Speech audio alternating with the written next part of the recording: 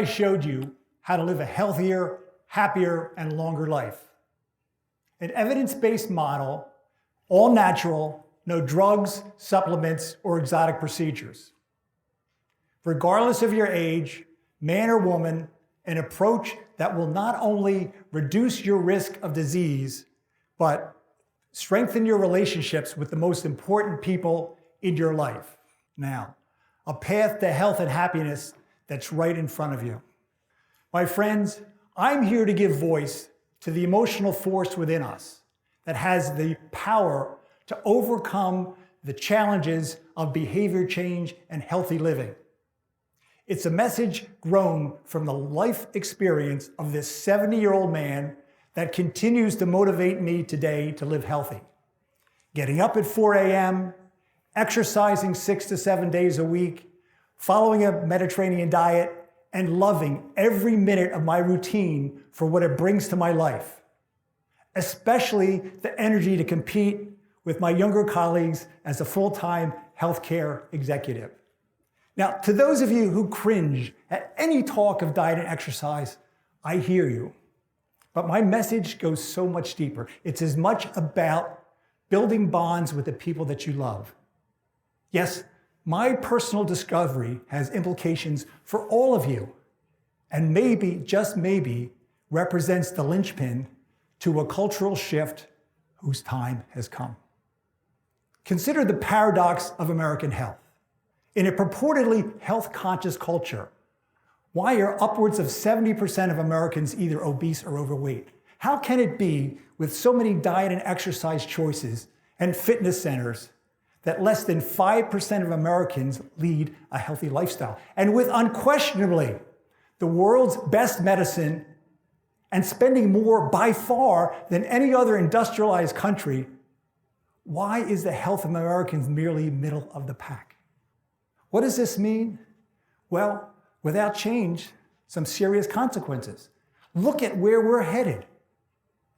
Despite having a longer lifespan in this country, in America, there's a growing gap between our lifespan and our health span. That's the number of years we live healthy, able to enjoy that longer lifespan.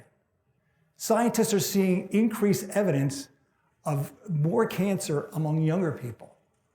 Chronic disease like heart disease and obesity are on the rise. And in a study recently published in the Journal of the American Medical Association, we found that the health of children has deteriorated over the past 17 years. Why? Chronic disease and obesity. My friends, this is the state of American health. I think it means three things.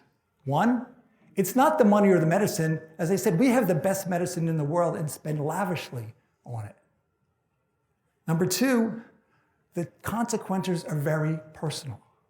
Despite gaining more years of life, we're fixed with chronic disease, restricted activity, higher medical costs, and burdens placed on loved ones. And number three, we need a new approach. Let me share a personal story that explains what I'm talking about here. When I was entering my senior year in college, my stress level was on the rise like never before. As I was trying to figure out and put together my life plan, I learned that my parents were getting divorced after 20 years and 5 children. Yes, I was stressed. I began jogging around my apartment complex. Now, this was no Forrest Gump cross-country marathon. I didn't grow a beard, no. It was a much more modest approach to my stress, but it sent me on my journey. You see, running cleared my head. It made me feel good, and it set me on a pathway that would change the rest of my life. As a full-fledged adult, I found myself turning to exercise and then diet to cope with whatever life threw my way. And at the top of that list, single parenthood. You see, in my 30s, I became a single dad with my 2 sons living under my roof, a 7th grader and a 2nd grader. My daily activities became filled with putting dinner on the table, packing lunches, doing the laundry, getting the kids to medical appointments. Yes, it was a challenge, but the well-being of those boys was an incredible motivator. My healthy behavior helped me get through the days. It looked at what I was happening and got me through there, and made me feel good when I felt really bad. When I entered my 50s and the boys went on to lives of their own, my journey entered another phase. Those healthy behaviors had become ingrained in my life. I found rhythm.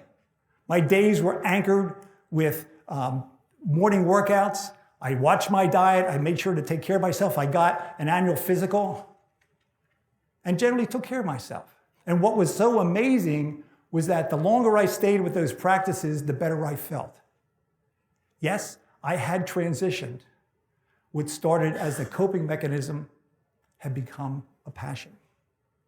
But it was my entry into the healthcare industry that really triggered my advocacy. You see, I was stunned when I looked at my own life experience and was able to compare that to others my age. And for that matter, people across the country. Not only was I shocked at the poor state of American health, but I was so stunned by the reasons behind it. One of the most significant factors behind the poor health of Americans is what? It's our own behavior. Sedentary lifestyle, neglect of healthcare, deferred healthcare and medicine, right? Little in the way of exercise and little in the way of good dietary practices. That's what's behind the state of Americans. Ladies and gentlemen, despite having the ability to impact our lives in a positive way, our health in a positive way, quite simply, we don't. In his new book, Superagers, noted physician and author Dr. Eric Topol documents the research he's done on 1,400 individuals aged 85 and older. He called them the welderly. Topol wanted to see if their good health was due to good genes. Now, while Topol didn't find any significant factors in their genes to account for their physical well-being, he did find other differences. The welderly were thinner, exercised more, were more optimistic, and had more robust social lives than their counterparts. This caused him to say that nothing surpasses regular exercise for promotion of healthy aging. Topol called exercise the most effective medical intervention that we know. Now, while Topol's research was new, it built on a well-developed body of science documenting the benefits of a healthy lifestyle. Those being longevity, reduced risk of disease, and positive impact on our cognitive skills. Some of the leading institutions in this country that recommend diet and exercise among their preventative measures for people of all ages are the Cleveland Clinic and the Mayo Clinic. Which brings us back to the question at hand. How can we as individuals and as a nation as a whole reverse those alarming statistics? And ladies and gentlemen, that's where we pivot to a new approach. One based in the social sciences, psychiatry, psychology, sociology, right? Because these are the disciplines behind the science of behavioral change. And our ability as a nation and individuals to adopt and sustain healthy behaviors, a huge struggle for Americans and a point that is so incredibly overlooked in today's contemporary culture, which is dominated by what? Quick fixes, exercise fads, and the diet of the day. My mission is to bring that message to you. Now, how does this new approach work? It starts with building motivation by incorporating our physical activities, our dietary programs, our healthy behaviors with our social goals, the ones that are ultra emotional. Why? The social sciences tell us that our emotions can influence our behavior, giving us the willpower, the determination, and the drive to lead a healthy lifestyle. And what's incredibly important to me and interesting to me is that while it's so overlooked and doesn't get enough attention, the science behind our emotional force is not new. Check this out. Since 1938, the Harvard study on adult development, this is their director, has conducted a longitudinal study initially of men and then later included women. The research wanted to uncover the secrets behind health and happiness. What has 80 years of research told us? Our relationships and how happy we are in our relationships have a powerful influence on our health. In the 1970s, psychologists Richard Ryan and Ed Deci developed what they call self-determination theory, right? And they highlighted the strength of intrinsic motivation, or what internal motivation, and the alignment of broader life goals with health behavior change. Based on that and inspired by that research, in 2016, I commissioned a study, a survey of 1,000 men 50 and older who were pre-screened as leading a healthy lifestyle. I wanted to see what motivated these guys to live healthy. What I learned was that their primary source of motivation, the reason behind it, their lifestyles, was their social and emotional relationships, largely their spouse or significant other. Yes, they got their inspiration because they saw healthy behaviors as a means to an end, right? Their diet and exercise to them was a means to an end. That end game being their social and emotional relationships and the strengthening and the deepening of those emotional relationships. The best thing that we can do is build from those studies, right? Here's one of my 50-plus men. His name is Tim. Tim finds motivation in walking on a regular basis with his wife of 40 years, right? A lot of fulfillment there. They walk around their neighborhood, have great conversations, and what particularly is of interest to Tim are the comments he gets from the neighbors as they see him and his wife walk hand in hand through the neighborhood. You can imagine the sweet comments as he gets. What Tim told me was that there's nothing like it never gets old.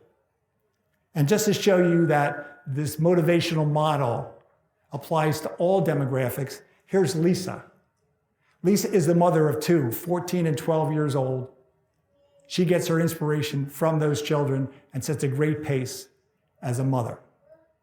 So how can you put this to work, this motivational thing to work?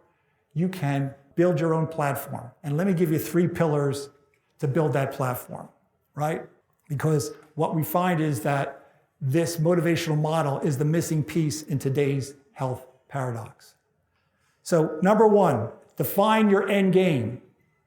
Before you buy the gym membership, before you pick a diet, think about some more basic considerations. For just a minute, go beyond the number of pounds that you want to lose and think about what's most important in your life. What are your priorities? Share those thoughts with others in your life, your loved ones, right? Really give it some thought. Do you want to dance at your child or grandchild's wedding? Do you want to get more energy? Do you want to have better sleep? Do you want to improve your sex life? Whatever your aspirations are, number 1 is identifying the specifics and the details so that you can measure your success and know how you're doing. Number 2, create your social sustainability plan, right? What are you going to do to keep the fires of social connection burning? Is it a weekly date with your spouse? Is it travel plans? You get what I'm saying. Daily, weekly, monthly, and annual social activities are the lifeblood of sustaining those healthy behaviors. Anticipation for those events is an incredible motivator. And pillar number 3 is leverage your success. Pump your progress into more motivation. When you internalize your habits, routines, and rituals, your days won't feel right without some form of physical activity, right? You'll feel uncomfortable if you go off your dietary practices for any length of time. And when you reach that point, you'll know that you've reached the top of the mountain of healthy behavior and lifestyle reform. And when you get there, you'll have what we call functional fitness, right? The ability to achieve your aspirations, to meet those goals that you identify, right? It's a great feeling. I've been there, and it's where you want to be. Ladies and gentlemen, I found motivation in the eyes of my 2 sons. And I continue to get that motivation as they are now adults. And that motivation is now extended through my grandson and my grandchild, and I've got one more grandson on the way. No matter where you get your source of motivation, you too can find it, no matter your source, right? And maybe, just maybe, as a nation, if we can do what the sociologists call social contagion, if we can reach this point of where we have what they call a social virus, and healthy behaviors spread across the country through this motivational message, then maybe, just maybe, we can close that lifespan, health span gap that we talked about before. My friends, the fuel to energize your emotional force is right in front of you in the eyes of the people that you love and the aspirations that you've identified for yourselves, right? It's the missing piece to the life of health and happiness.